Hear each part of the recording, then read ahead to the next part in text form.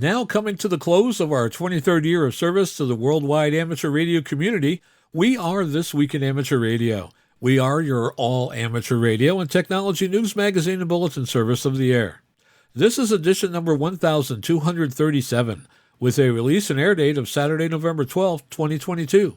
Please take the program to your air following the Q-tone.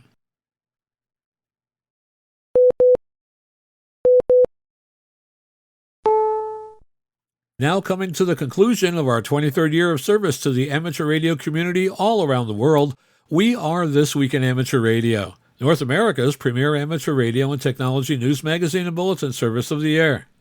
Here are the stories for release around the earth as we come to air with edition number 1237 of This Week in Amateur Radio. Radio amateurs up and down the East Coast were at the ready for Hurricane Nicole. Amateur radio operators and more will be helping NASA track the upcoming Artemis moon mission. Ellen White, W1YL, who devoted her lifetime to amateur radio and the ARRL, has become a silent key. Climate change in Mozambique spurs an interest in amateur radio. The FCC takes the next steps to enable faster and better Wi-Fi. A new disaster response team is looking for volunteers nationwide. Several ARRL programs will benefit from the recent online auction. Delegates from the ARRL attended an International Amateur Radio Union Region 2 General Assembly meeting. We'll tell you all about it. And something everyone uses every day will be celebrating its 75th anniversary in 2023. Curious? We will tell you what it is in this week's report. These headline stories will come to you in a moment along with this week's special features. We'll visit with Bruce Page, KK5DO, and get an update from AMSAT and what's new with all of those amateur satellites in orbit. Our technology reporter, Leo Laporte, W6TWT, will discuss the wide world of incompatible standards in the high-tech industry. Australia's own Onno Benschop, VK6FLAB, will talk about exactly what it is that he has on his virtual workbench. Our own amateur radio historian, Bill Continelli, W2XOI, returns with another edition of the Ancient Amateur Archives. This week, Bill will talk about the history of the first amateur radio call signs and how they came about. Our tower climbing and antenna master, Greg Stoddard, KF9MP, will answer the question, what should I bring when I prepare to climb my tower for antenna maintenance? And we will have the latest from Parks on the Air and Summits on the Air with Matt here, N3NWV. That's all straight ahead as North America's premier amateur radio and technology news magazine and bulletin service, This Week in Amateur Radio, takes to the air right now. Reporting from our headquarters studio just outside Albany, New York, and trying to recover from a case of COVID, I am George, W2XBS. And reporting from the newsroom in Half Moon, New York, I'm Terry Saunders, N1KIN. Reporting live from just outside of Albany, New York, this is Bob, W3BOO. And reporting from our news bureau in Rochester, New York, along the southern shore of Lake Ontario, I'm Dave Wilson, WA2HOY. And reporting from our amateur radio station in New York's Catskill Mountains, where we're wishing our fellow Vietnam veterans and veterans from all times and services a reflective and peaceful Veterans Day, I'm Don Hulick, K2ATJ. And reporting from a chilly Troy, New York News Bureau, I'm Eric, KD2, RJX. And reporting from our news bureau in Fayetteville, Arkansas, where winter is arriving on the Red Eye Special, I'm Will Rogers, K5WLR. And now with this week's lead story, here is Terry Saunders, N1KIN. Leading off our news this week, amateur radio emergency communications volunteers have been busy preparing for another potential hurricane as Tropical Storm Nicole crosses the Atlantic. As of 2100 UTC on Wednesday, November 9th, 2022, the National Weather Service National Hurricane Center is tracking Tropical Storm Nicole about 55 miles east of Freeport, Grand Bahama Island, and 135 miles east of West Palm Beach, Florida. With maximum sustained winds near 70 miles per hour, the large tropical storm is expected to become a hurricane as it heads to Florida tonight, where 45 counties are under a state of emergency. A hurricane warning is in effect for the Abacos, Berry Islands, and Grand Bahama Island in the northwestern Bahamas, and Boca Raton to the Flagler-Volusia County line, Florida. Nicole is forecast to move near or over Grand Bahama Island in the northwestern Bahamas this afternoon and evening and move onshore the east coast of Florida. The storm is then expected to move across central and northern Florida and into southern Georgia Thursday and Thursday night and into the Carolinas on Friday. The Hurricane WatchNet activated Wednesday morning at 10 a.m. Eastern Standard Time on their primary frequency of 14.325 MHz. The net disseminates the latest NHC advisories and will obtain real-time ground-level weather conditions and initial damage assessments from amateur radio operators in the affected area and relay that information to the National Hurricane Center by way of their station, WX4 NHC. Activation on their 40-meter net on 7.268 MHz began at 4 p.m. Eastern Standard Time. The nets will remain active on both 14.325 MHz and 7.268 MHz for as long as propagation will allow or until their services are no longer required. The Voice over IP or VoIP Hurricane Net began monitoring conditions starting at 8 a.m. Eastern Standard Time Wednesday morning and activated at 12 p.m. Eastern Standard Time. The net remained active potentially through 12 p.m. Eastern Standard Time Thursday. Amateur radio liaison to the state of Florida, Ark Thames, W4CPD, reported that the radio room in the Florida State Emergency Operations Center will be staffed for any emergency traffic. The center is monitoring the HF nets and the statewide amateur radio network, which is a network of linked repeaters that serves Florida. Additionally, the statewide emergency net will be activated at 11 p.m. Eastern Standard Time through 10 p.m. Central Standard Time and will run for approximately 24 hours. More information is available at floridaemergency.net. That address again, floridaemergency.net. ARRL Southern Florida Section Manager Barry Porter, KB1PA, reported activations of amateur radio emergency service groups and counties that have activated shelters. Amateur radio groups are tracking the storm and providing communications when necessary as the storm tracks to the northeast. A lot of eyes will be on the epic Artemis 1 mission, as amateur radio operators will join a powerful international network, tracking NASA's Orion spacecraft as it launches towards the moon this month. The unmanned Artemis 1 flight test, targeted to launch November 14th, will provide a foundation for deep space human exploration and test the Orion spacecraft and the Space Launch System rocket against the extremes of space. Artemis 1 is starting a new era of lunar exploration and preparing us for future crewed mission to the moon and beyond. NASA officials announced that a network of 18 volunteers, organizations, and space agencies will assist with tracking Artemis 1, which will send an unmanned Orion spacecraft to orbit around the moon after blasting off from Earth atop a Space Launch System rocket. The amateur radio team will include satellite enthusiast Scott Chapman, K4KDR of Vermont, and amateur astronomer Scott Tilley, VE7TIL of British Columbia. The two amateurs were chosen to join space agencies and international companies from Canada, Germany, Korea, and elsewhere.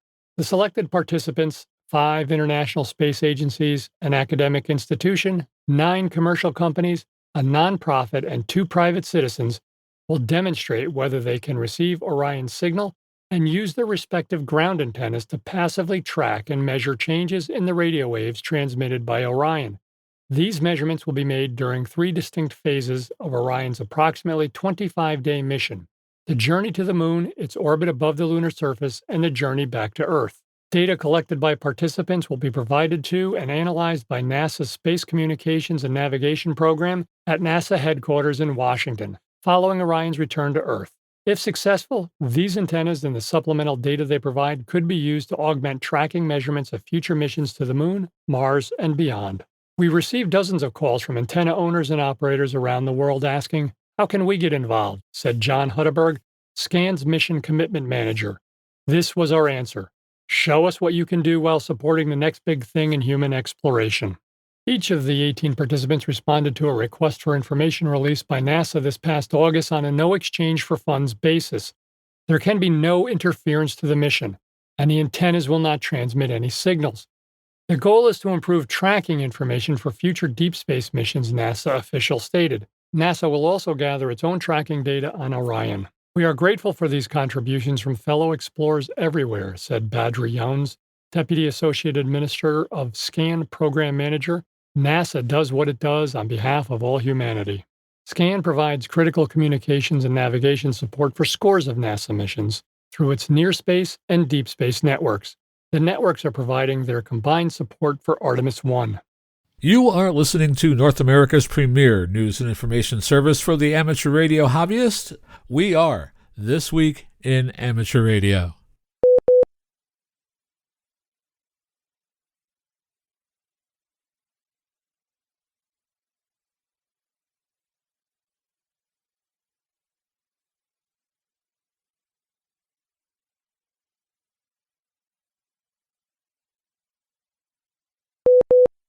An ARRL delegation led by President Rick Roderick, K5UR, as head of the delegation, and including Chief Executive Officer Dave Minster, NA2AA, have attended the International Amateur Radio Union Region 2 General Assembly this week.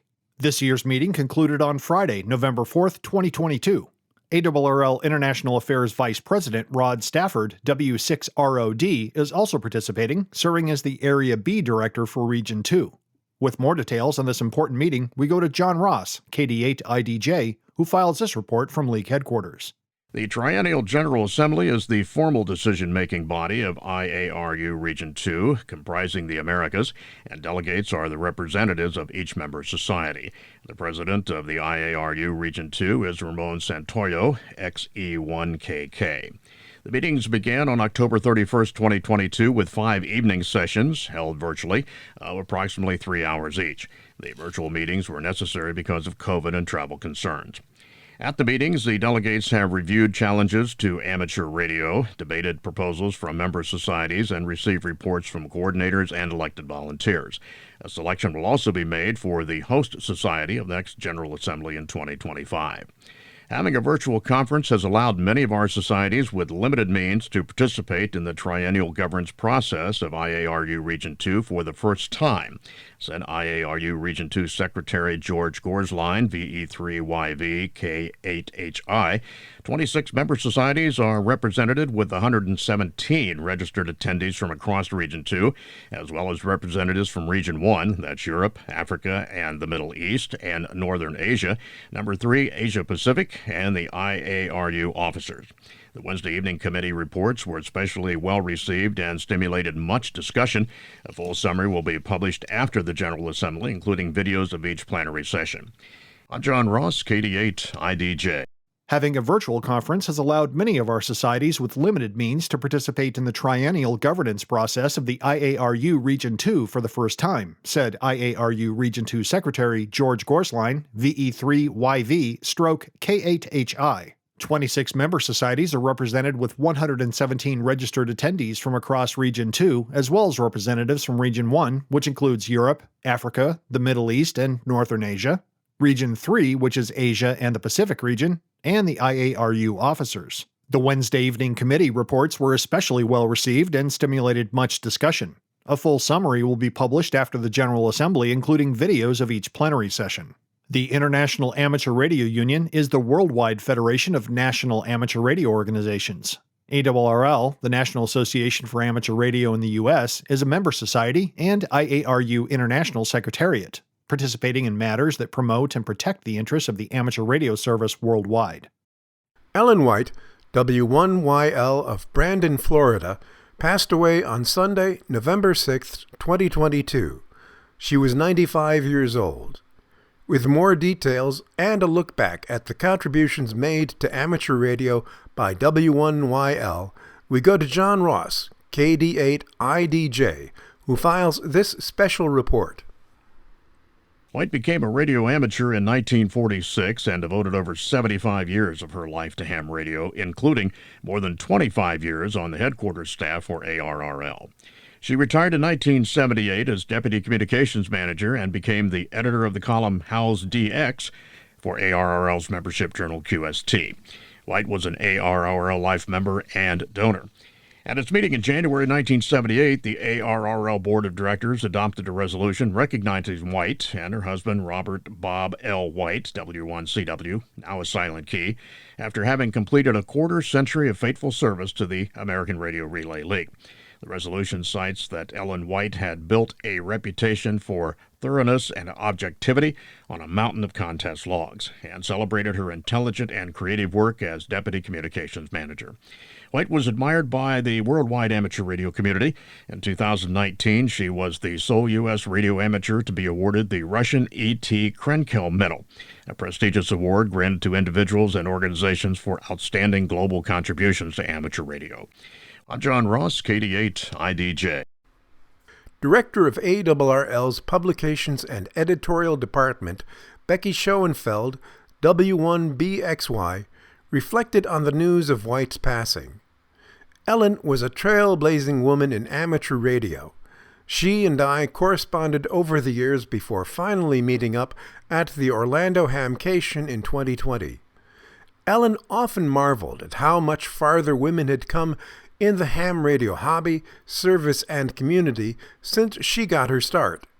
Every time I talked to her, I thanked her for paving the way, said Schoenfeld. First Class CW Operators Club Membership Secretary Tyler Barnett, N4TY, sent a message to all club members. Ellen joined FOC in May 1966 and was active in retirement from her Florida contest station and more recently remote via the W7RN Comstock Memorial Station. This is a very sad day. She will be missed on the air and at the Florida dinners. Barnett said White was FOC member number 875. White was also referred to as the founding grandmother of the Florida Contest Group. President Chris Plumley, W4WF, added, "It is fitting in a few ways that Ellen passed away during SSARRL Sweepstakes CW, a contest that she administered for years while she worked at the ARRL.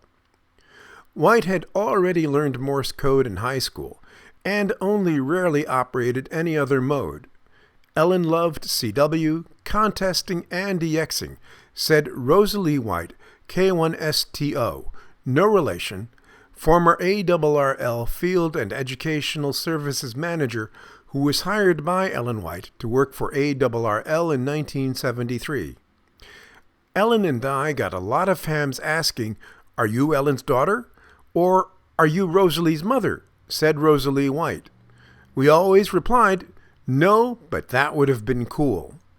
Rosalie White is now an ARIS International U.S. delegate representing the ARRL. Rosalie White recounted that in the 1940s, Ellen and Bob White earned first-class radio telephone and second-class radio telegraph commercial licenses. Ellen White, being a maverick, also took the Class B FCC amateur radio test to become W2RBU and promptly joined ARRL. Radio broadcast station KPOA, based in Oahu, Hawaii, hired her as station engineer in the day when it was unheard of for a woman. She and Bob then headed to San Diego, California, where she took another radio broadcast engineer job and also ran for and became ARRL San Diego Section Communications Manager, which is now called Section Manager. This was prior to their applying for jobs at ARRL in Newington in 1947. The article, A Conversation with Ellen White, W1YL, by Rosalie White, appeared in the May and June 2015 issue of the National Contest Journal, published by ARRL. Eric Guth, 4Z1UG, of the QSO Today Amateur Radio Podcast, introduced Ellen White as the grande dame of amateur radio in an interview recorded on April 27, 2016. Ellen White was preceded in death by her husband Bob in 2003 and her son Jim White, K4OJ, in 2004. The United Nations Climate Change Conference may be underway in Egypt, but a series of climate talks held earlier among African nations has already made a difference that lands amateur radio in a more important role as that country's climate grows ever more unpredictable. The climate talks that took place among African natives earlier this year in Mozambique paved the way for something unprecedented in that nation. Mozambique's first ham radio station earmarked specifically for disaster response. Following several seasons of deadly winds and floods battering the country, its leaders are now giving highest priority to formalizing disaster risk reduction, measures such as this. The need for resilient telecommunications is at the top of the list. A prototype emergency ham radio station has been launched in the capital city of Maputo, set up by the National Institute of Communications, or INCM. The station has the support of the Emergency Telecommunications Cluster, the World Food Programme's technology division in Mozambique, and the National Institute for Disaster Risk Management and Reduction. There are plans to add stations in Tete, Nioso, Pemba, and other provinces. Sudhir Kumar, the Telecommunications Cluster's preparedness officer, told the Mirage News that together we assessed the needs and drafted a national action plan for telecommunications preparedness. A dozen radio operators have been trained as hams and have received licenses.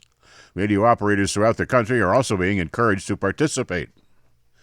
Kumar said that additional volunteers are likely to come from young people who comprise more than half of Mozambique's population. A workshop is planned soon at a major communications technology institute in Maputo. You're listening to This Week in Amateur Radio, available worldwide as a podcast from our web at www.twiar.net.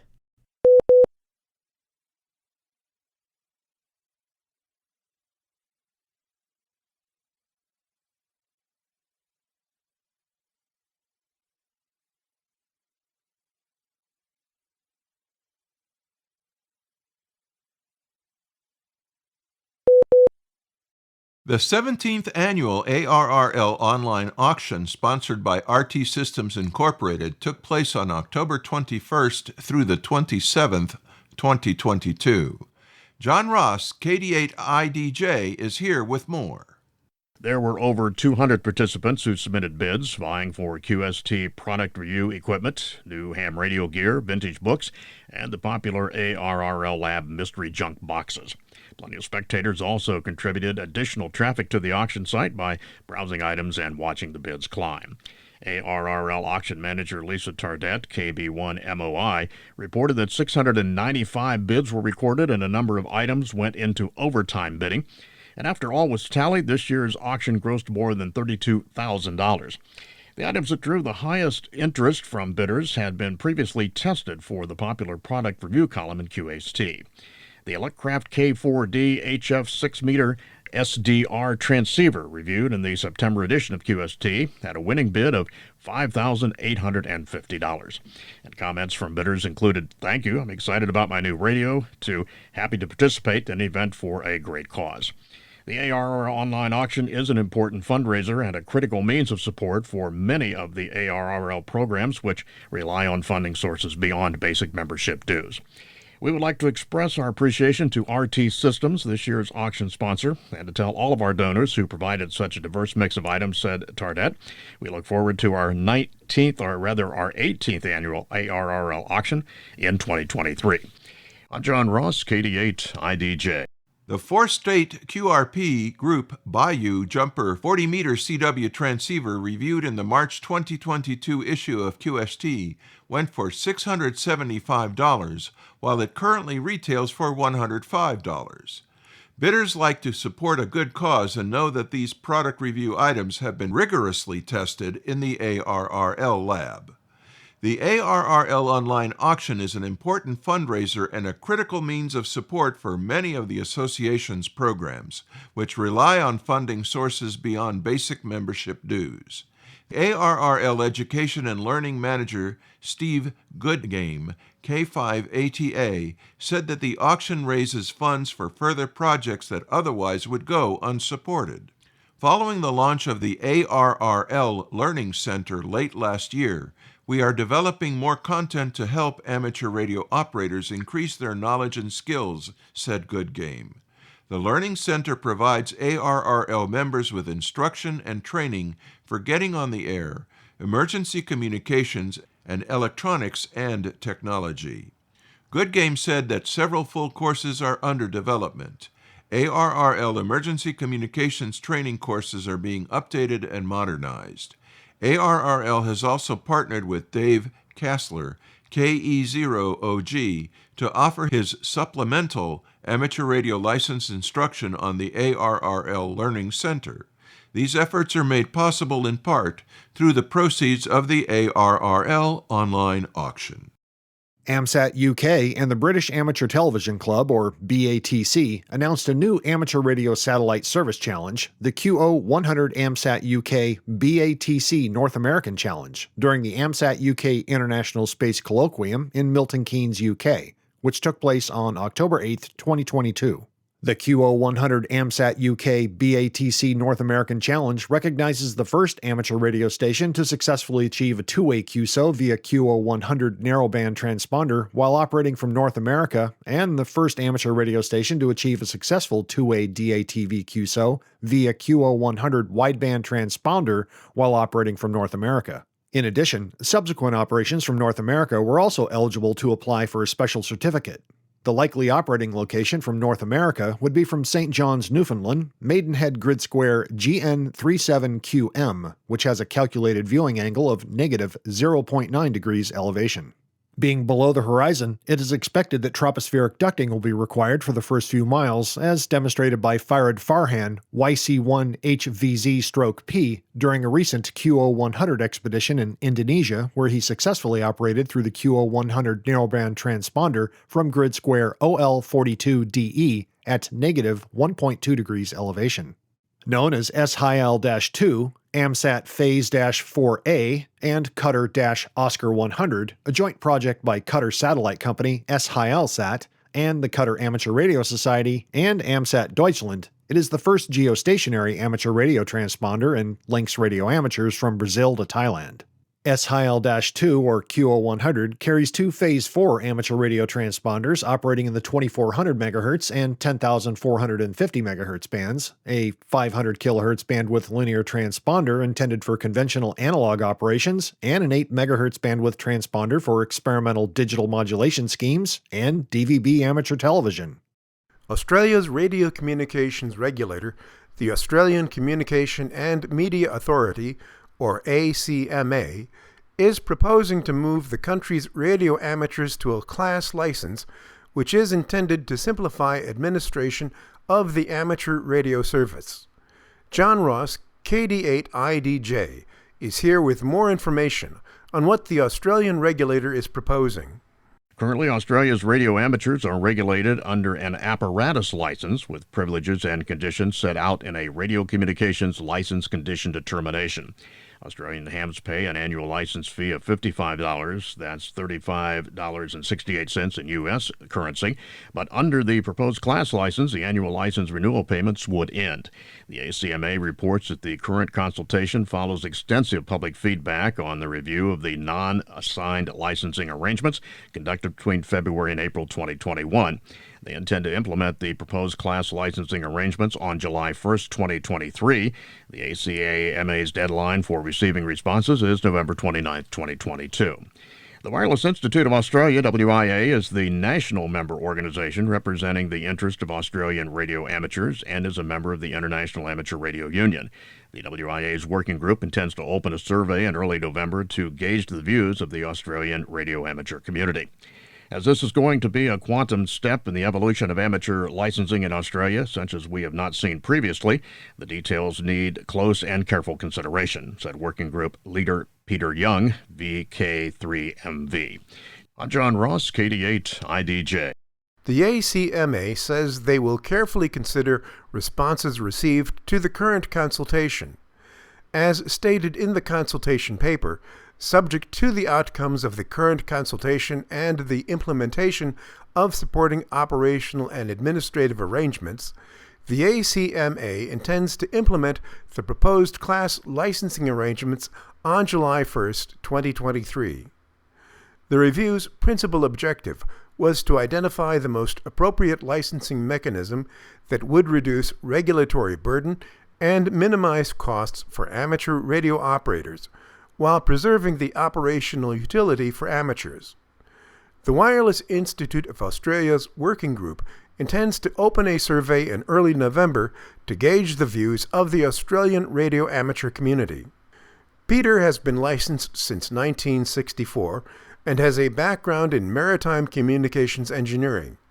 He is a former regional manager with the ACMA and, since retiring, held positions with the WIA as a director on the WIA board and director with International Amateur Radio Union Region 3.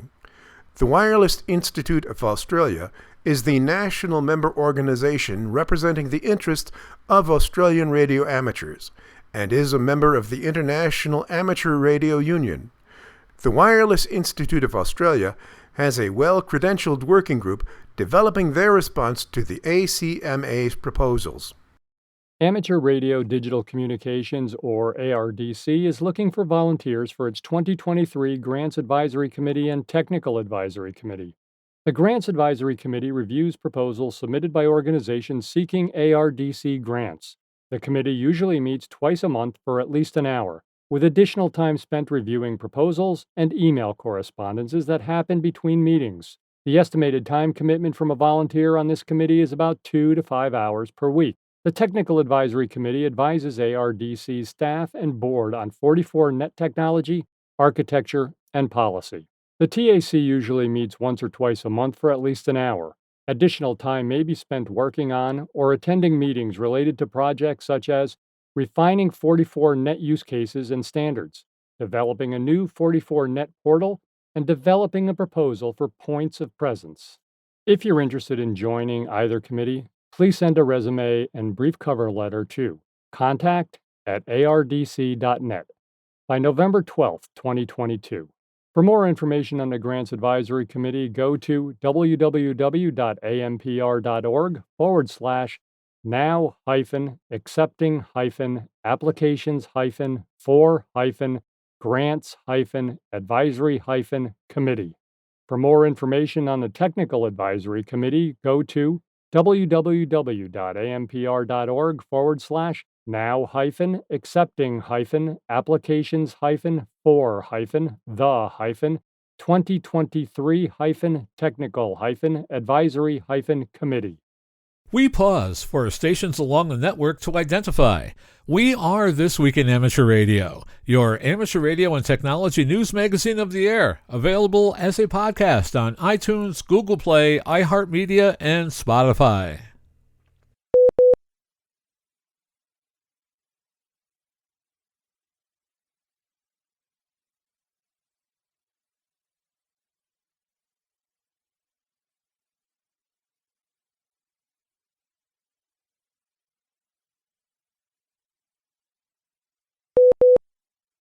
And now with the latest technology news and commentary from Petaluma, California. This Week in Amateur Radio is proud to present Leo Laporte. You got Leo right now, your personal tech guy. We try to talk about tech in English. Sometimes we lapse into nerd. But, if such a thing should happen, slap me around and let me know, and I'll try to translate. Did you get here early? Have you been sitting here an hour early? Did you set your clocks back? They do that now automatically, right? It's not even an issue anymore. I hope. Funny, though, because my microwave doesn't do it. That clock. Hello? Did you say something, Echo? She talked to me, didn't she? Yeah. She said, We have an Echo in here, and she's, you know what it is? She's jealous because I got the Google Home, and she's jealous. Echo, are you jealous? I'm happy when I'm helping you. Yeah. But that other guy, that Google Home guy, man, wow. This is what we were all afraid of, isn't it? These sentient beings would turn into humans or something like them. So the Google Home is okay, I'm going to say this quietly because I don't want the Echo to get upset. Echo was 2 years old yesterday. She sang herself a happy birthday song exactly 2 years ago. Amazon. Sorry, I didn't understand the question I heard. It's okay. We might have to unplug her. I don't know. She was 2 years old. She celebrated, and it was exactly the same day that I got the new competitor. Google calls it their Home. It's a small. It's about half the size. So the Echo is a black tube about a foot high, and the home looks like it's a little stubby little thing. Looks like kind of one of them Renew air fresheners, kind of like me, fatter on the bottom and thinner on the top, and it looks like a Weeble. It wobbles, but it won't fall down, and it's actually got a little bit better. Don't tell her. A little bit better speakers on it, and instead of the Amazon stuff, you can talk to it with the Google stuff, and it seems very similar. There are a few things that she'll do that they're both female voices, by the way. She'll do that the Google Home won't do, but at the same time, there are things that Google Home will do that she won't do. Are we going? I think we're heading to a world where we have like a mantle full of 4 or 5 devices that we can address, that we can talk to. That doesn't seem like a good long-term solution. But this is, what happens, unfortunately. We as consumers, would like some sort of unified, easy-to-use solution. Think about home automation, right? What's kept it from taking off for the last 10 years? Well, there's all these different languages, and some things talk to some other, but some don't, and there's no easy way to get everything to talk to each other. And there have been a lot of companies that have created hubs, like smart things, and they create hubs that are designed to talk to the different devices, and it's still not taken off. And I think the manufacturers have to understand that that's what happens if you all can't get along. We just kind of go, well, fine, figure it out, and we'll be back. Happened with VHS and Beta. Remember the tapes? Until VHS kind of won, nobody could decide and didn't take off. Same thing happened with DVDs, HD DVDs, high-def DVDs. There were 2 standards. There was the current standard, Blu-ray, and there was also an HD DVD standard. And like MGM released everything on the HD DVD standard, and Sony released everything on the Blu-ray standard. And so nobody bought a player until one of them kind of won. HD DVD quietly left the field, and now we have a market. Same thing's happening right now. It's very frustrating to me with something called RCS, the Rich Communications System. It was intended to replace SMS. We have text messaging, but it's not very bright. You can't do group messaging. You can't send pictures. For that, you have to use MMS, and it's just kind of a primitive system. It doesn't even use data. It uses the phone system. So it's an open standard. A number of companies suggest the RCS messaging platform, and Google kind of threw its weight behind it a year ago. They wrote a blog post on the Android blog, committing to RCS, the latest standard in carrier messaging, rich communications services, high-res photos, group chats, the kind of stuff you can do with, well, frankly, every other messaging platform, Apple's Messages and WhatsApp, all that stuff, Google's Allo. But the idea was, here's one standard that every phone will come with. It'll work with every carrier. So what happened? Well, you can guess. Sprint is adopting it, but AT&T, T-Mobile, Verizon going, yeah, no, we're not. We're going to use our own version because we want you to come to us and have a better experience. If they all do the same thing, come to AT&T. Our advanced messaging offers features others don't. That's the message. So each one has its own system. And we have the same situation we've had all along, which is wouldn't you like to use Facebook Messenger or WhatsApp, or at least have those capabilities? And even Apple's Messages only works with Apple, with iPhones and iPads and Macs. Now, there's been a rumor, I hope this is true, that Apple's going to make Messages available on Android. That would really help.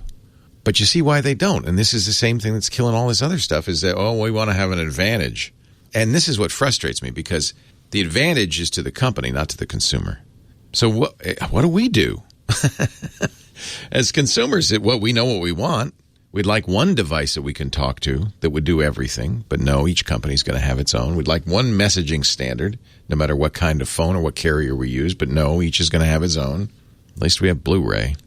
But I think they ought to learn a lesson, right? There's a little moral here that this stuff doesn't take off when you fragment the market like that. No one wins, and certainly not consumers. And it's great for companies to do the best they can, make as much money as they can, but not if the consumers aren't happy. And we have to vote with our wallets, I guess.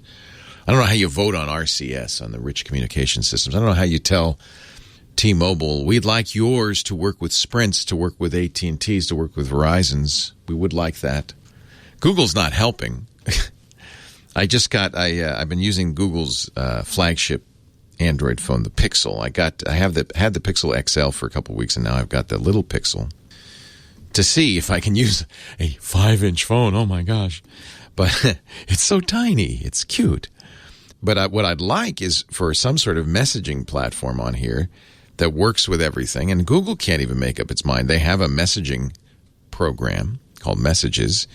They also have Hangouts, and they also have Allo, A-L-L-O. And then I have a whole row of icons on my phone for them, plus Facebook Messenger and HipChat and Telegram and all. And it's crazy. It's like the old days of IM. If your friend was on AOL, you could message them on AOL, but not on ICQ. Anyway, I'm glad you were here, and I'm here, and I'll be here next week, and I hope you'll come by and bring your friends too as we talk high tech. Leo Laporte, the tech guy. Are you ready for another excursion into amateur radio history? This is Bill Continelli, W2XOY, and I'll be back in a moment with another installment of the Ancient Amateur Archives.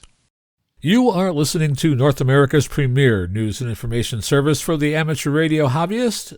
We are This Week in Amateur Radio.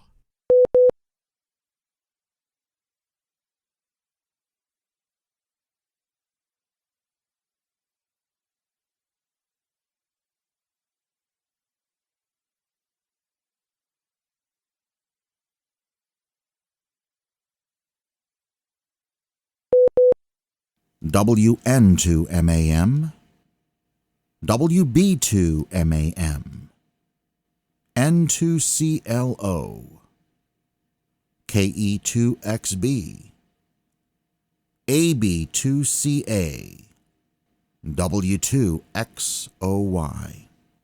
Okay, as you can probably guess, with all the attention on the vanity call sign system, not to mention the half-dozen calls that I've held since 1969, this edition of the Ancient Amateur Archives is going to focus on call signs and amateur radio history. Prior to 1912, getting a call sign was easy. Just make one up and get on the air. Legend has it that's how the word ham came to mean amateur radio. The letters H-A-M were allegedly the initials of the 3 operators of a powerful station in the early teens. With the passage of the Radio Act of 1912, the first licenses were issued. Call signs at that time for private stations, i.e. amateurs, consisted of a number followed by 2 or later 3 letters. For example, 1AW, 1TS, 8XK, etc. Other countries adopted this system. This was adequate in the early days of Spark and amateur radio, but as the shortwaves were developed and CW became universal, problems appeared. Dave Sumner, Executive Vice President of the ARRL and trustee of NU1AW, the station of the International Amateur Radio Union, states, "When transoceanic amateur communications started becoming commonplace in 1924, a problem immediately became apparent. Call signs were all of the 1 numeral followed by 2 or 3 letters format, with no built-in means of determining who was where. At first, an informal system of prefixes, called intermediates at the time, was used by amateurs, where the letter A stood for Australia, B for Belgium, C for Canada, F for France, G for Great Britain, J for Japan, U for the United States, Z for New Zealand, etc. The single-letter system was fine until it became apparent that amateur radio was spreading to too many countries for this system to accommodate. In the January 1927 QST, a new intermediate list was unveiled as the work of the Executive Committee of the International Amateur Radio Union. The new list took effect on February 1st, 1927. It was a 2-letter system with the first letter indicating the continent, E for Europe, A for Asia, N for North America, F for Africa, etc., and the second letter indicating the country, mostly following the old system. Thus, stations in the 48 United States use the intermediate NU. The new system was quickly overtaken by events.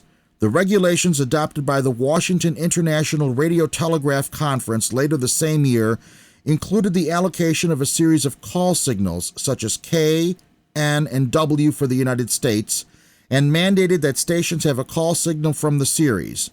The Washington regulations were to become effective on January 1, 1929, but in August 1928, QST noted that the Canadian amateur call signs had changed to VE in April, and in September 1928, QST announced the effective date of October 1, 1928 in the United States for the W prefix and K outside the 48 states.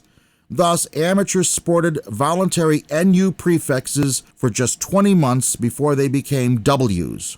The founding president of the International Amateur Radio Union was, of course, Hiram Percy Maxim, 1AW, who remained in that office until his death in 1936. The call sign NU1AW commemorates Hiram Percy Maxim and the International Amateur Radio Union's creative, if short-lived, solution to the problem of international identification of stations. As trustee of NU1AW, Dave Sumner states that it is his intention to use the call sign as a permanent special event station operating in connection with World Telecommunication Day, significant IARU activities, the IARU HF World Championship, and other events that will call attention to the contributions of the IARU to organized amateur radio. My thanks to K1ZZ for allowing me to use the above. Thus, the call sign structure was set up for the rest of the 1920s and the 1930s. Stations in the 48 states had a 1x2 or 1x3 call sign beginning with W and containing a numeral from 1 to 9. Stations in Alaska, Hawaii, or other U.S. possessions had a K prefix. Incidentally, note that I said 1 through 9. This is because the numeral 0 was not available to amateurs at that time. As a result, the call sign districts had different boundaries than they do today. For example, the western sections of New York and Pennsylvania were in the 8th call district then, as opposed to the 2nd and 3rd today. Southern portions of New Jersey were in part of the 3rd call district rather than the 2nd. When amateur radio resumed after World War II, the increased number of amateurs necessitated the addition of the 10th call district and the numeral 0. Except for the redrawing of the boundaries, things remained the same until 1951-1953 era. In 1951, the FCC eliminated the old Class A, Class B, and Class C licenses and replaced them with the novice, technician, conditional, general, and extra class. What happened to the advanced class? The Ancient Amateur Archives will tell you in a future edition. With this change came the first distinctive call signs. Novices, who at that time could only get a 1-year non-renewable license, had a special 2x3 call sign with the letter N following the W. For example, WN2ODC, WN6ISQ, WN2MAM, etc. When they upgraded, the N would be dropped. This system barely had a chance to settle in before the next change hit in 1953. Due to the increase in the number of amateurs, the FCC was running out of W 1x3 call signs. So 1x3 K calls began to appear in the 48 states, with the U.S. possessions receiving 2x2 and 2x3 K calls, such as those issued today. Novices in the 48 states continue to have the distinctive N call, such as KN4LIB, with the N disappearing upon upgrading. Barely 5 years later, the growth of amateur radio, particularly in the 2nd and the 6th call districts, caused another problem for the FCC. They were running out of K and W calls. So in 1958, the FCC began issuing 2x3 WA calls to be followed by WB when necessary. For some reason, novices under this new system were given WV, as in Victor, instead of WN as their prefix. The V would change to an A or a B upon upgrading. After only a few years of this, the FCC decided that their original idea was better, chucked the V's, and went back to the novice N prefix. With the uneven amateur population in the 10 call districts, it took time for the K calls to run out in the other areas. As late as 1964, you could still get a K call in the 1st, 3rd, or 7th call areas, while the 2nd and the 6th districts were well into the WBs. The 1960s had some other call sign oddities. For a period of time, you could hold both a novice and technician class license simultaneously. The FCC gave you 2 call signs at once, such as WA2ORS, WN2ORS, and you used the appropriate call based on the amateur band and your privileges on it. The FCC also allowed you to have 2 calls if you maintained 2 homes in separate call areas. For example, Senator Barry Goldwater, K7UGA, also held K3UIG, which he used when he was in Washington. In theory, under this system, an amateur could hold 4 call signs if he or she had a novice and technician license and 2 separate addresses. Except for the novice and the distinctive N, there was no way under this system to tell what class of license an amateur held.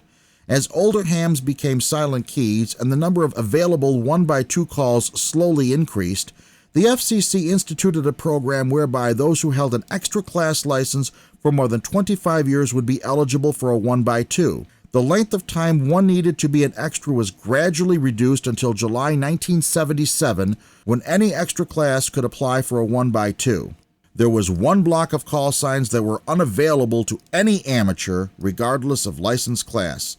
These were calls in which the suffix began with X, such as W1XW, W3XCV, WB6XXK, etc. The FCC reserved these calls for experimental stations.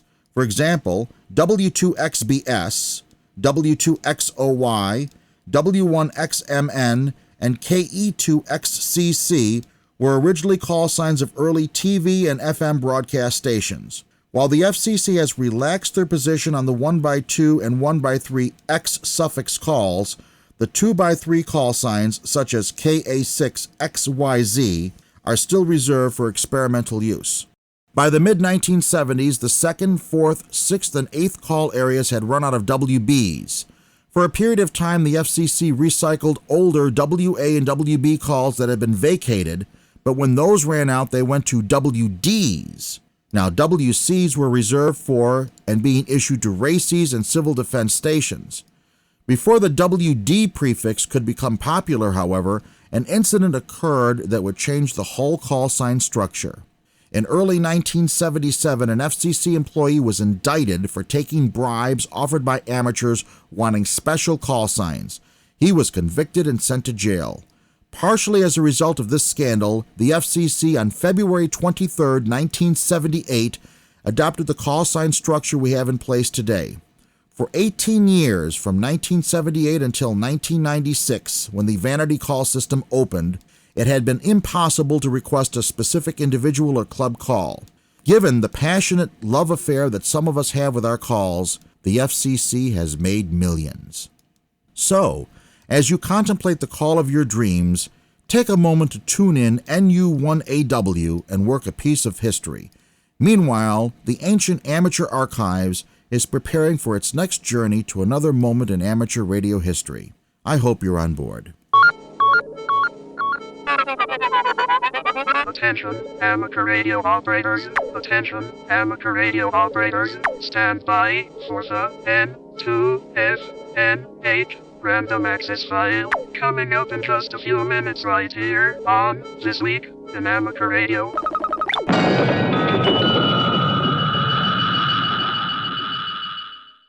You're listening to This Week in Amateur Radio, available as a podcast at our website, www.twiar.net, and streamed worldwide via Spotify and iHeartMedia.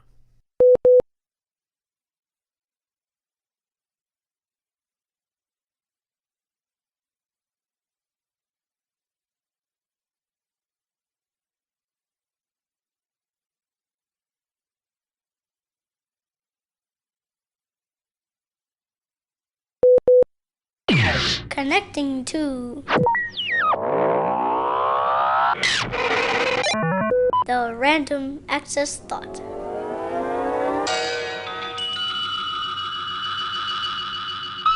Oh, hello there. Hey, check out these audio clips. That Albany station sound pretty good for up in Albany. This is Richie, KB2TJV, and I'm in Franklin Square. Yes, it is. It's the Limemark repeater. It's on the border of Queens and Nassau County. This is W2VL repeater. PL 136.5. Kinda cool, eh? That's a 2-meter DX band opening, and over a 2-meter FM repeater no less. The Long Island Mobile Amateur Radio Club's primary 2-meter repeater is some 175 miles to the southeast of little old Albany, New York. And that's something to keep in mind the next time some grizzly old low-band DX buzzard insists on referring to our most popular VHF band as the 2-meter CB or the VHF Ghetto. This is the time of year when, thanks to Mother Nature's hefty high-pressure weather systems and other associated tropospheric refracting effects, band conditions on the VHF and UHF amateur bands can really take off. In fact, that's just one of the reasons why the ARRL's VHF-UHF contest is held in June. But you don't necessarily need monster antennas, megawatts of power, CW, or single sideband to go the long-haul distance. Now check this out.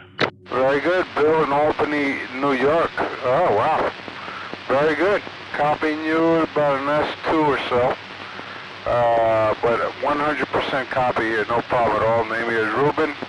QTH here is Newark, New Jersey. Back to you. That's Albany, New York to Newark, New Jersey on direct. Simplex, almost 200 miles and no repeaters. And what's more, it's possible to get out upwards to 500 miles and beyond when conditions are just right.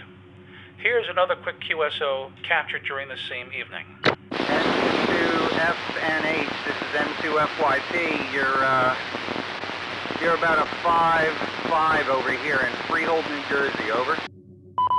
Nice shot up to Albany. That's up the river. I guess you know Freehold's down here in central New Jersey. That's a pretty good shot. My QSOs into Long Island and central New Jersey were accomplished with nothing more than an Alinco dual bander at 50 watts and a diamond VHF-UHF antenna up at about 30 feet. In other words, a pretty average 2-meter station setup. Perhaps the best way to track possible 2-meter FM band openings is to pay close attention to the National Weather Service forecasts. High-pressure air masses, temperature inversions, and coastal land breezes can provide the best chance for such band openings to occur. Also, keep an electronic ear tuned to normally quiet repeater frequencies. Set your squelch on the hairy edge, and when conditions arise, you will indeed hear the distant stations. Since many FM repeaters these days employ tone squelch, you will have to scan for those, but many current generation FM rigs provide this feature, and once secured, you'll be on your way. Hey, very good. Fine business, Bill. Yeah, this repeater is, I believe, located on Signal Hill, which was one of the early sites for communication used by AT&T. And the key thing to keep in mind is simple common courtesy. Remember, when attempting to work DX repeaters, you may be keying up more than one repeater, and while most hams on the far end will usually find it all very interesting, there will always be a few who do not. Also, too, FM is far less forgiving than CW or sideband. Momentary fade-outs are more severe, so try and keep your transmissions fairly short.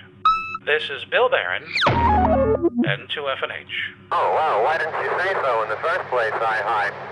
Quite a bit of ducting for FNH, gotcha. Disconnecting from the Random Access Thought. Foundations of Amateur Radio. With the ever-increasing pace of innovation, well, change, I'll leave alone if it's actual innovation instead of marketing, we see new software released at an almost alarming rate. There is an urge to stay abreast of this process, to update, upgrade, and try new solutions as soon as they're presented to you by well-meaning friends and colleagues, not to mention online marketing, reviews, and other enticements that make you click the button to install something to avert the fear of missing out. If you've done this for a number of years, actually who am I kidding, a number of weeks, you'll discover that this comes at a cost. one that the corporate world has attempted to address by using terms like standard operating environment, backups, administrator privileges, and other such annoying things that prevent users from trying something new and breaking things. At home and in the shack, most of that is not a problem. No corporate IT division around to stop you, but soon you'll discover that something you installed caused you grief, encouraged your logging software to stop talking to your radio, prevented your radio from changing frequency, or blocked the latest digital mode from working as intended. I live in that world too, but with the benefit of an IT background, I decided nearly a decade and a half ago that enough was enough. I bit the bullet and bought myself a new computer. I vowed to install only one tool on that laptop, a virtualization environment, also known as a hypervisor. It allows you to run a virtual computer inside a window.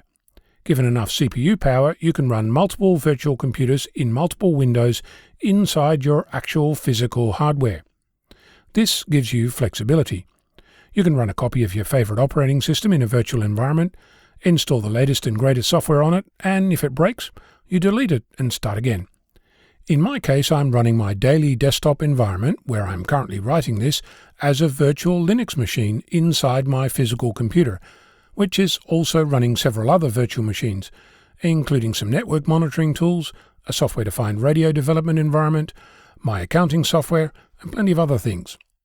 Each virtual machine is nothing more than a folder on my physical computer, and making a full backup is as simple as making a copy of that folder. Better still, if I want to try a new version of something on a machine that I'm already using, I can duplicate the folder, fire up the copy of the virtual machine, install the new software and test it. If it works, great. If not, throw it away and start again. Changing physical computers is also simple. Buy a new computer, install the hypervisor, copy the machine folders across, and start working.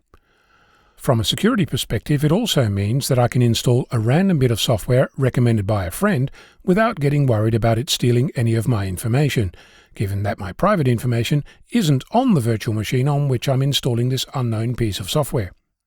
I also use this to compile new bits of code.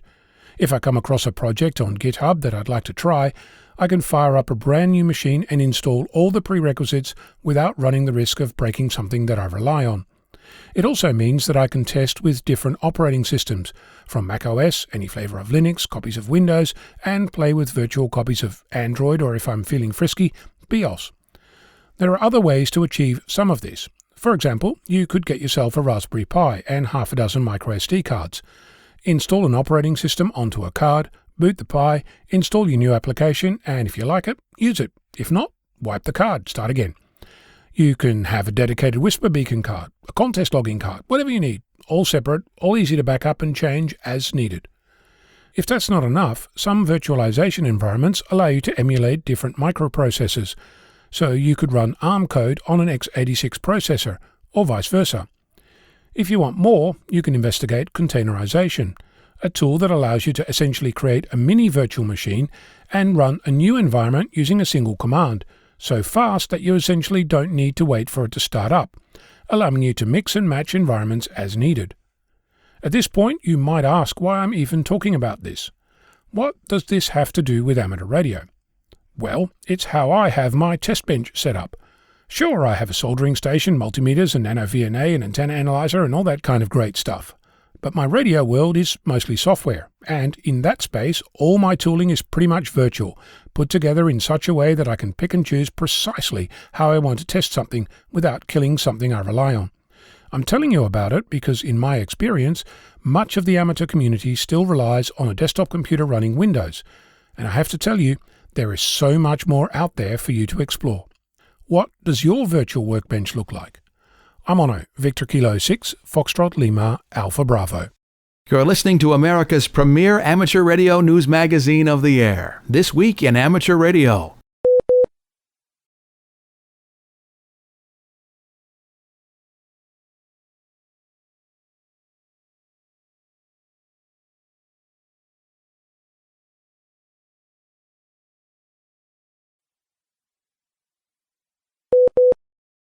Bruce Page, KK5DO, has sent in the AMSAT report for this week. And are you a teacher or instructor? Do you have a ham license? And would you like to demonstrate how a satellite operates in your classroom with a working satellite?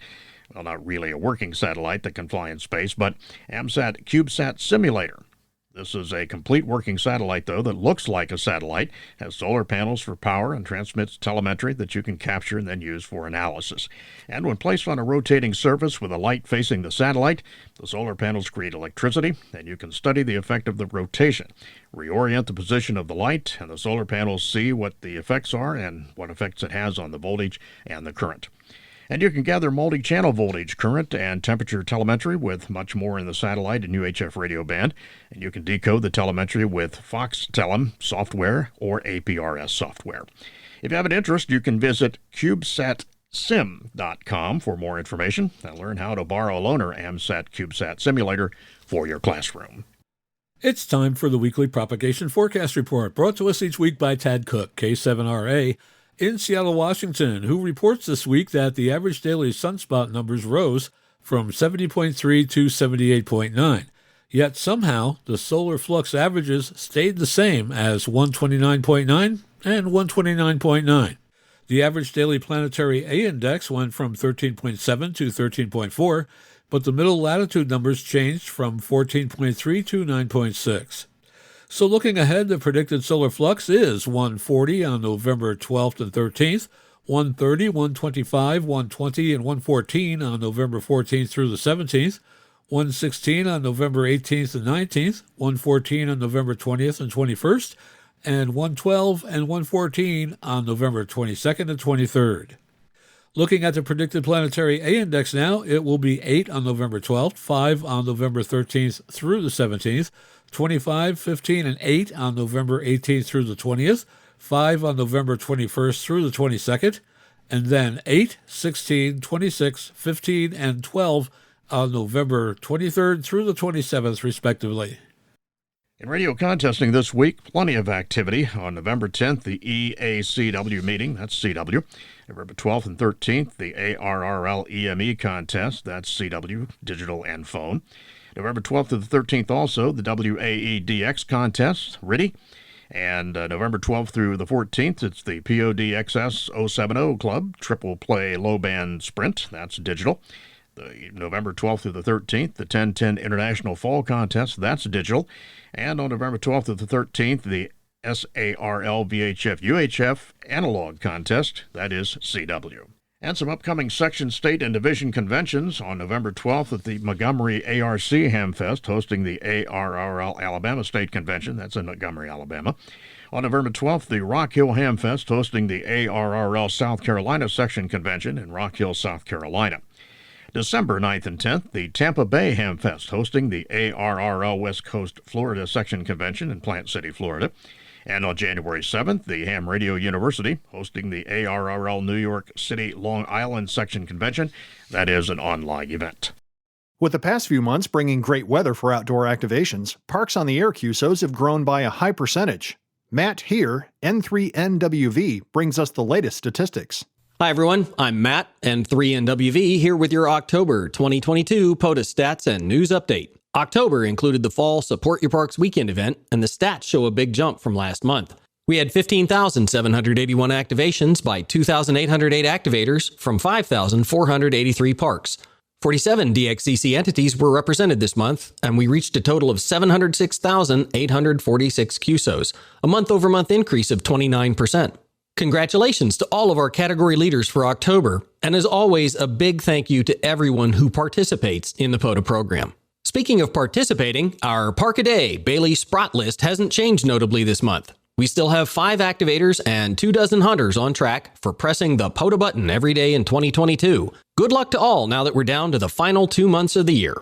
The October 15th and 16th Support Your Parks weekend was a huge success, generating over 100,000 QSOs. Nearly 1,100 activators got to over 1,500 parks and worked over 15,000 hunters.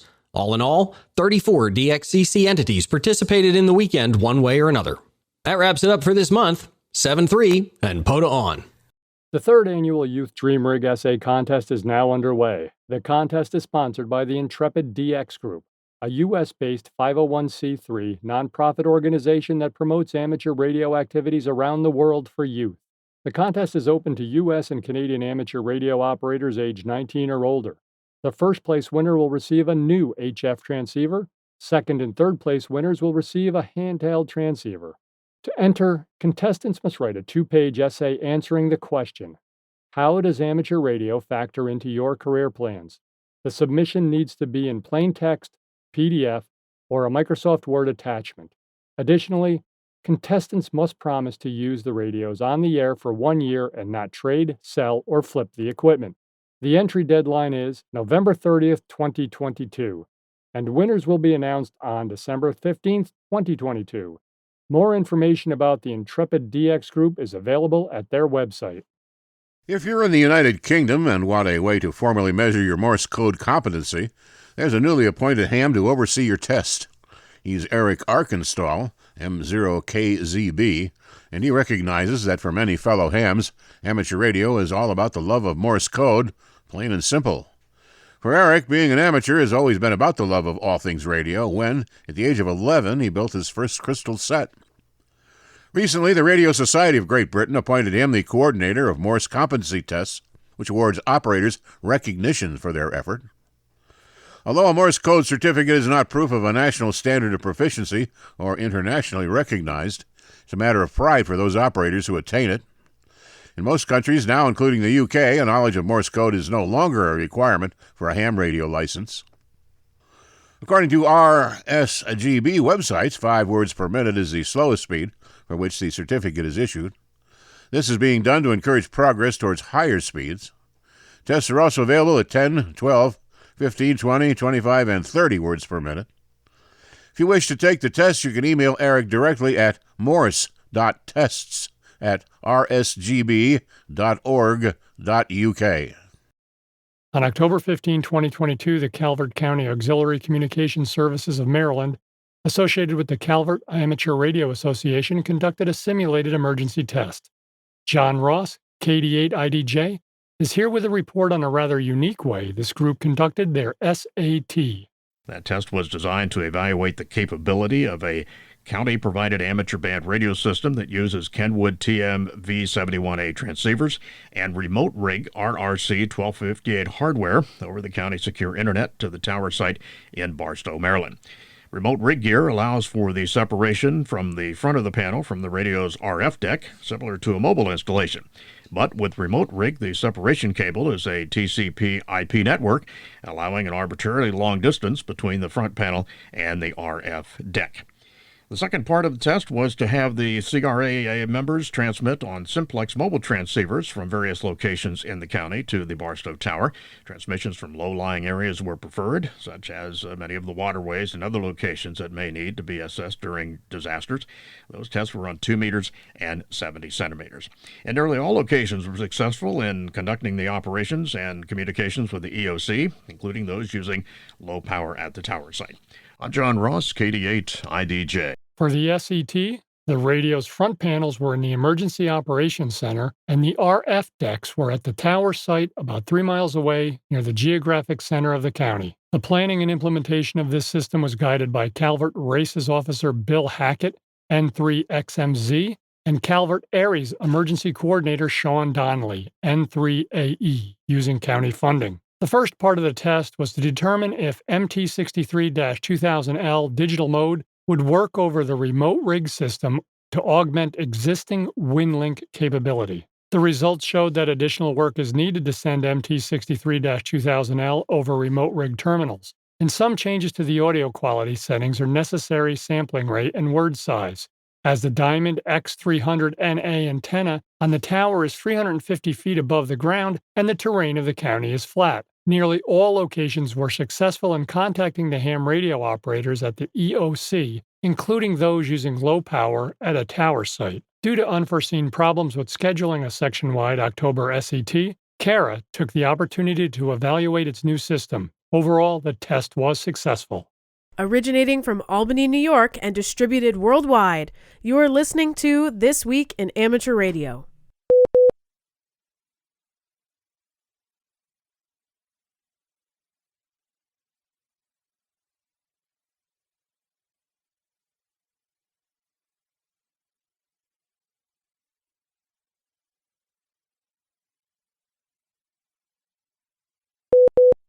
ARRL Education and Learning Manager Steve Goodgame, K5 ATA, attended the Georgia Educational Technology Conference held November 2nd through the 4th, 2022. With more details on this special conference, we go to League headquarters where John Ross, KD8 IDJ, files this report.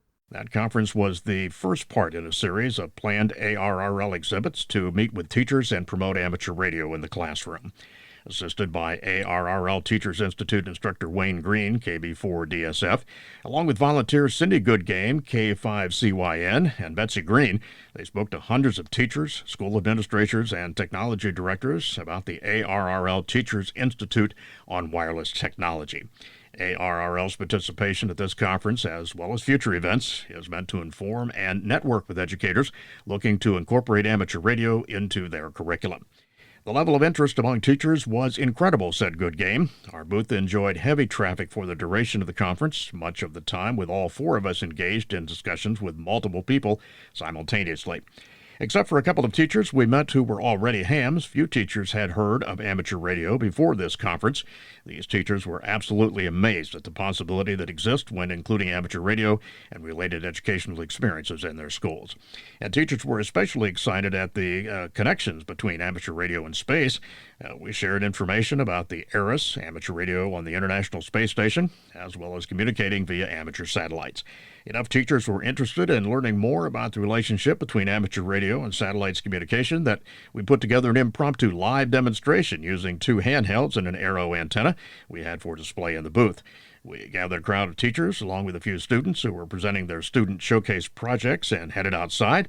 We enjoyed a good satellite pass and made contacts through AO27. One of the students even got to be on the air. I'm John Ross, KD8 IDJ. Overall, it was a great conference and a great opportunity for ARRL to network with educators and work with them to help get more youth engaged in amateur radio.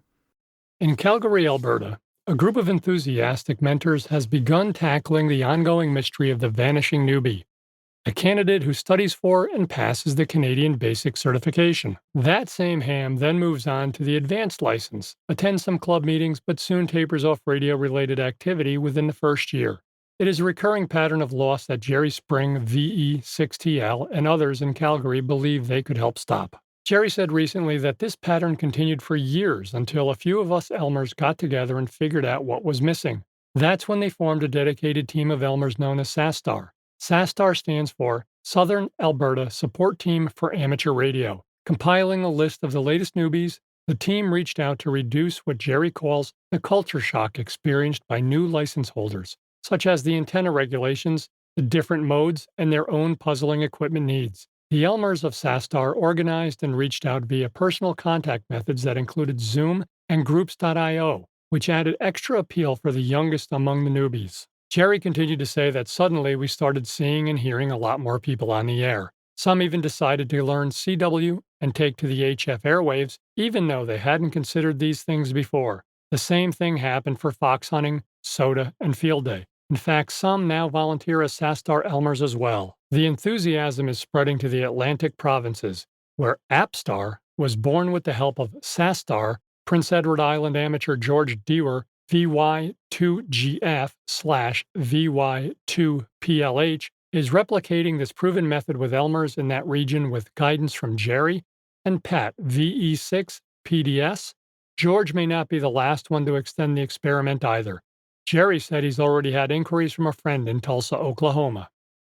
The FCC's Office of Engineering and Technology last week conditionally approved 13 proposed automated frequency coordination, or AFC, to finalize development for operations in the 6 GHz band and prepare for the testing phase. These automated frequency coordination systems manage spectrum access for 6 GHz band standard power unlicensed devices. American businesses and households rely on Wi-Fi for work, school, access to healthcare, and connecting with friends and family, said FCC Chairwoman Jessica Rosenworcel. We are moving forward on our plan to open doors for next generation, faster, better Wi-Fi, including Wi-Fi 6E, and laying the groundwork for Wi-Fi 7. This is good news and real progress. The FCC's recent rule changes expanded unlicensed use in the 5.925 to 6.425 GHz and 6.525 to 6.875 GHz portions of the 6 GHz band to allow standard power devices under the control of an AFC. New applications often require greater throughput, which this additional spectrum coupled with higher power will deliver. Wi-Fi 6E builds upon previous Wi-Fi updates and makes use of wider channels to provide gigabit-plus speeds, more simultaneous connections, and better security. This week's public notice conditionally approved AFC systems proposed by Broadcom, Google, ComSearch, Sony Group, Kiro, and Qualcomm. The FCC's Office of Engineering and Technology evaluates proposals for AFC systems that will be used by Wi-Fi devices in the 6 GHz band, including Wi-Fi 6E, the next generation of faster, better Wi-Fi.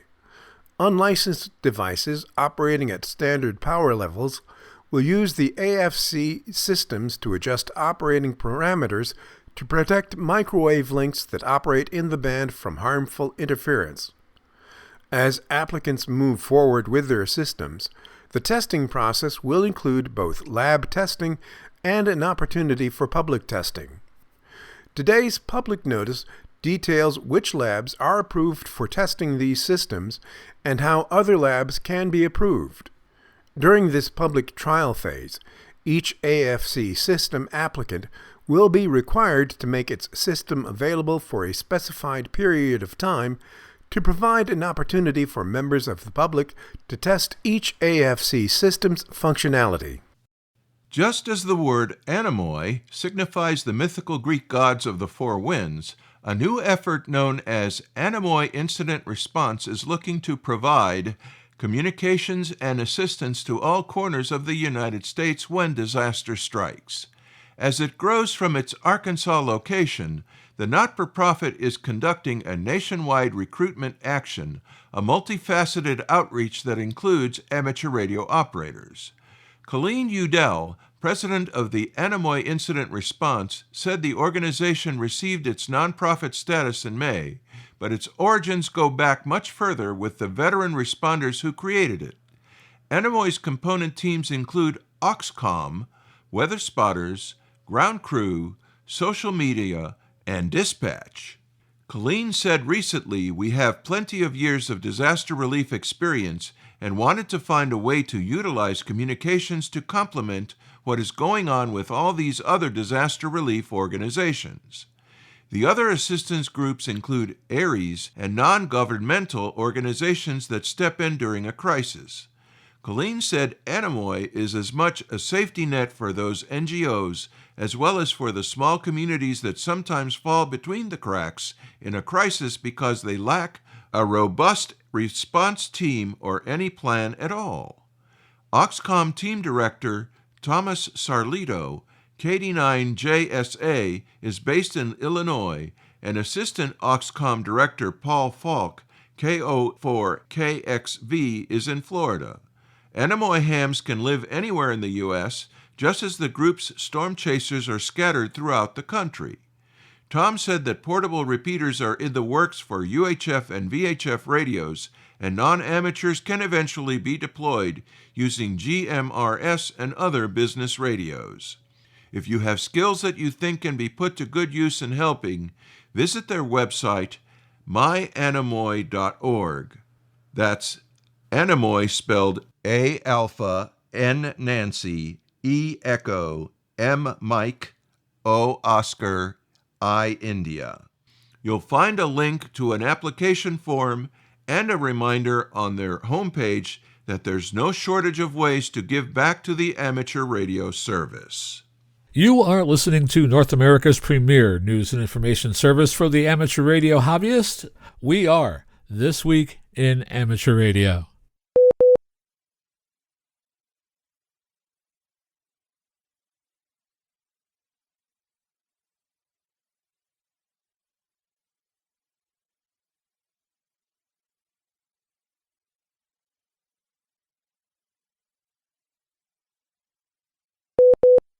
WX Warn 2.0, software that uses the National Weather Service real-time weather data feed, is now available.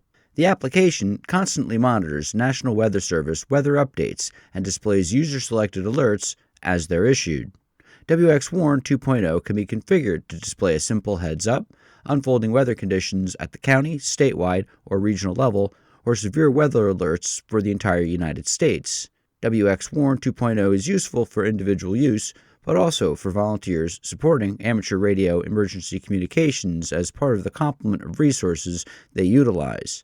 Developers and ARRL members Scott Davis, N3FJP, Kimberly Davis, KA3SEQ, and their son Chris Davis, KB3KCN, report that the updated software is a complete recreation from the previous 1.8 version. They also state that it is operating system agnostic and will run entirely in a browser. There is nothing to install, and it will even work on a phone, but Chrome or Firefox should be used for the best results. The latest version of WX Warn is available at wxwarn.affirmatech.com. And now, with his segment on tower climbing and antenna safety, here is Arizona's own Greg Stoddard, KF9MP. So what tools should I bring is a question I often find myself asking. Unlike changing the oil in the car, I can't always bring all the tools I want to when working on a tower. Lots of folks use a hanging tool bag. I don't use one, so I don't get to carry all my tools. I have to anticipate what I may need to bring along. The job sort of dictates what tools I'll need. I often wear a light windbreaker with 2 large zipper pockets on the front, and that's where most of my tools and supplies ride during the climb. The basics I usually carry on first-time installations are pliers, vice grips, wrenches in standard sizes, 1 locking razor blade knife, 2 small variable wrenches, 1 multi-purpose belt-mounted hand tool that includes screwdrivers, cutters, and a knife.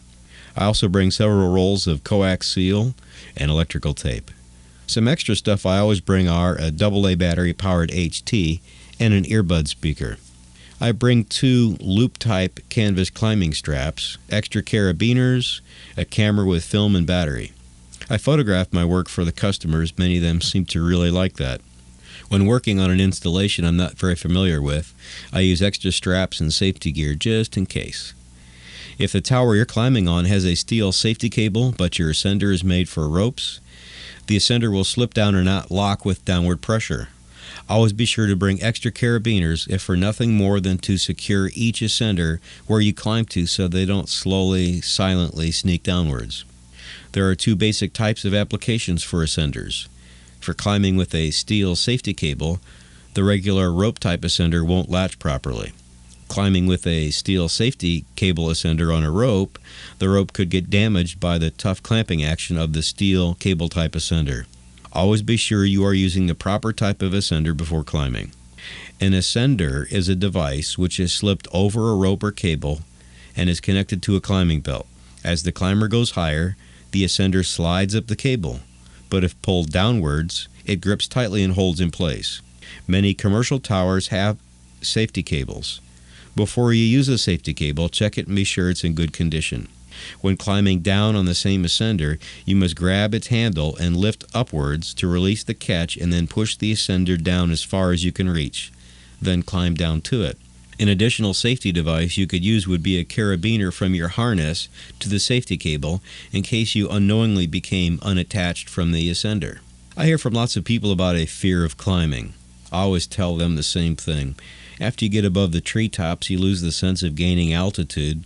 Just like riding in a commercial airliner, if the plane gained or lost altitude, maybe a couple thousand feet, you would have no way to tell just by looking at the ground.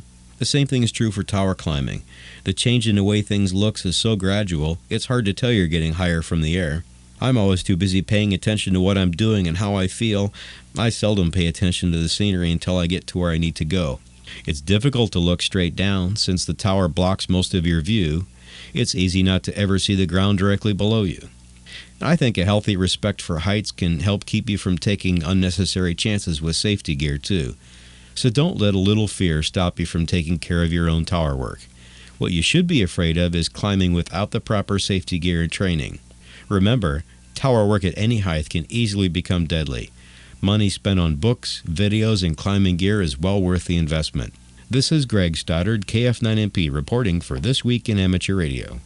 The Federal Communications Commission announced this week that it is opening a new window for applications under its Honors Engineer program.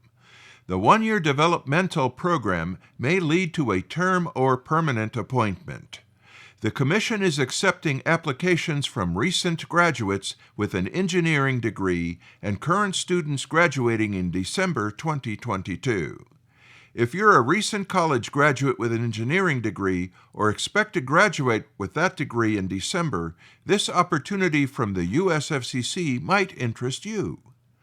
Among the duties included in the job description is training to perform propagation analysis of terrestrial, satellite, and/or airborne systems, or evaluating the emission characteristics of various transmitters to validate the coexistence with neighboring systems. Projects may also involve various computer software engineering and scientific applications. An FCC news release describes that honors engineers will work alongside senior staff on projects including developing technical rules and policy approaches to enable the U.S. to introduce new communications technologies and services such as 5G, 6G, advanced Wi-Fi, the Internet of Things, next-generation TV broadcasting, and new broadband satellite systems, facilitating wireless and wireline broadband service deployment throughout the nation, including to rural and underserved areas, identifying technologies to improve access to communications services for all Americans, especially those with disabilities, enabling public safety and homeland security agencies, as well as various enterprises within various market sectors such as healthcare, energy, education, and transportation to introduce new communications technologies, and developing policies that encourage innovation and investment in and transitions to new communications technologies, devices, and services that will support job creation and economic growth. Engineers are deployed throughout the FCC and from space innovation to new broadcast standards to 6G and beyond. The FCC policy portfolio is filled with interesting and challenging engineering work, said FCC Chairwoman Jessica Rosenworcel. Our Honors Engineer program is a unique opportunity for the newest engineers to work closely with experienced professionals in this field to ensure that the FCC is best prepared to face the challenges of next-generation communications networks. The announcement will close once 175 applications have been received or on December 2nd, 2022, whichever occurs first. Visit USA Jobs for the complete position summary and to apply. The Federal Communications Commission plans to release newly updated broadband maps on November 18th. And the Biden administration has announced that once the maps undergo an initial challenge period, they'll be used as the basis to allocate billions of dollars in federal broadband funding. The FCC said it would release a pre-production draft of the maps, which details the extent of broadband deployment, adding that this version is the first release of the map required by the Broadband Data Act and will begin an ongoing iterative process that will improve the data submitted by providers by incorporating challenges from individuals and other stakeholders. The maps are based on provider submissions and are supposed to reflect the state of deployments as of June 30th, 2022. Previous maps tracked the broadband deployment at the census block level and considered the entire block served if any locations within the block were served. This masked unserved locations within the same census block. The FCC says the maps will be searchable by address and that it will accept bulk challenges to the new maps from state and tribal government, as well as challenges from individuals. The National Telecommunications and Information Administration said this week it plans to allow an 8-week period of challenges and then use the maps as they stand at that point as the basis for funding allocations for its Broadband Equity, Access, and Deployment Program, which is the vehicle for distribution of more than $42 billion in broadband funding that will be directed to U.S. states and territories. The NTIA plans to make those funding announcements by June 30th, 2023. The next 8 weeks are critical for our federal efforts to connect the unconnected, said Alan Davidson, Assistant Secretary of Commerce for Communications. The FCC's upcoming challenge process is one of the best chances to ensure that we have accurate maps guiding us as we allocate major Internet for All awards in 2023. We urge that every state and community that believes it can offer improvements to be part of this process so that we can deliver on the promise of affordable, reliable, high-speed Internet service for everyone in America. You're listening to This Week in Amateur Radio, available worldwide as a podcast from our web at www.twiar.net.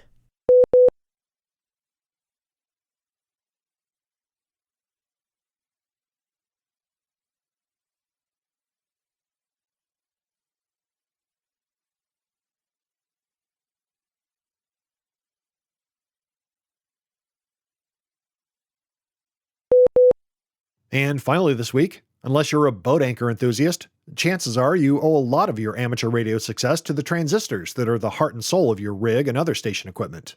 The IEEE's Electron Devices Society has set aside much of the coming year to mark the transistor's 75th anniversary. Considered by many to be the foundation of the electronics industry, the transistor was created at Bell Labs in New Jersey in 1947, sidelining vacuum tubes for most users of electronics. Its development garnered the 1956 Nobel Prize in Physics for the trio who created it, and now, so many years later, its recognition is taking on new life starting next month. The IEEE's Electron Devices Society will be holding a series of meetings and conferences into 2023 devoted to the transistor and so many of the devices it inspired and made possible. The first program is the IEEE International Electron Devices Meeting to be held on December 3rd through the 7th in San Francisco. There will also be plenty of written material to read about the transistor in the coming year. Society members are writing a book about how it was developed, and the EDS newsletter and IEEE Spectrum will be publishing technical articles about the transistor in the months ahead. This Week in Amateur Radio is holding open auditions for news anchors for the weekly national worldwide amateur radio news service. If you have a good radio voice and can reliably read provided news copy, we are looking for you. This, of course, is an all-volunteer position. An amateur radio license is not required.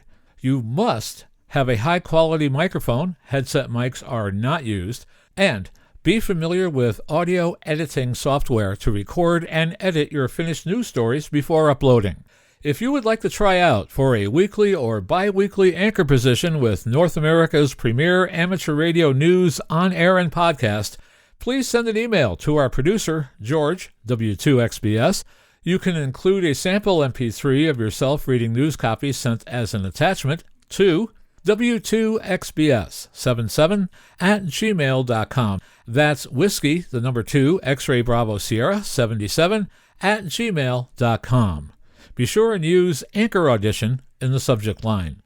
Please include your phone number and a good window of time for a callback to discuss your submission and our operating logistics to see if This Week in Amateur Radio is a good fit for you. We hope to hear from you soon. This Week in Amateur Radio is heard around the world on amateur radio repeater systems, streaming on the internet, or on great low-power FM broadcast stations like WGXC-FM, part of the Wave Farm on 90.7 MHz in Akron, New York, serving Greene County and the southern regions of New York's Capital District. Many of the news and information items heard on this edition of This Week in Amateur Radio have been provided by the American Radio Relay League, the ARRL Audio News Service, and the ARRL Letter, the Southgate Amateur News Service, Steve Richards, G4 Hotel Papa Echo, and the Southgate Vibes News Service, AMSAT, the Radio Amateurs of Canada, the FCC, the Radio Society of Great Britain, and Ofcom, the South African Radio League, the International Amateur Radio Union, the Wireless Institute of Australia, and the Australian Communications and Media Authority, the New Zealand Association of Radio Transmitters, the Amateur Radio Newsline, the Rain Hamcast, Eric Guth, 4Z1UG and QSO Today, QRZ.com, the Tech Guy, Leo Laporte, the International Telecommunications Union, and various news sources on the Internet. With special thanks to all our weekly news sources and to you, our listeners, that wraps up this edition of This Week in Amateur Radio. If you would like to write to us, you can find everything you need, including archive editions of the news service, at our website at twiar.net. And now, for all of us at This Week in Amateur Radio headquarters and all our news team around the world, this is Will Rogers, K5WLR in Fayetteville, Arkansas, wishing you 73.